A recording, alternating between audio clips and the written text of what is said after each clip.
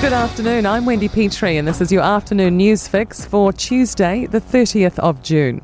The Auditor-General has released findings on the government school lunch program, laying out major concerns over nutritional values and the costing of the cut-price meals. The inquiry has found it came in about $130 million cheaper than the year before, but the Ministry of Education still can't clearly demonstrate its effectiveness. It says planning and performance tracking were not strong enough. Inquiries manager David Lemon says the ministry could not show it was still meeting its goals. Specifically about the surplus meals, that it was delivering the right number of meals, that it was able to understand the amount of waste that might be occurring, and that it was meeting its nutritional targets. Meanwhile, a report suggests secondary school principals are increasingly worried about their growing workload. The Council for Educational Research survey finds 86% of leaders believe too much is asked of schools. Almost the same number say keeping up with the pace and volume of change is a significant issue. Secondary Principals Council Chair Steve McCracken says it's alongside schools becoming ever more complex. Things such as extreme weather events or growing needs of young people or growing needs of community fall and rely heavily upon principals and principal workloads. Water tightness is a recurring problem in many of our decaying hospital buildings. Conditions have been described as disgraceful at Hutt Hospital. During heavy weather, water is getting into wards, ceilings have collapsed, and there are fears electrical issues could develop. Heavy rain exposed a leak at the maternity block at Auckland's Middlemore last week, with roof tiles needing replacement.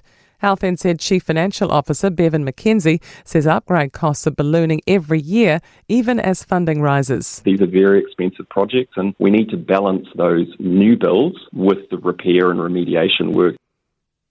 Police have done more than 4,000 roadside drug tests in the first month of national screening. Officers checking for cannabis, meth, MDMA and cocaine return 125 positive results from the first saliva test of drivers.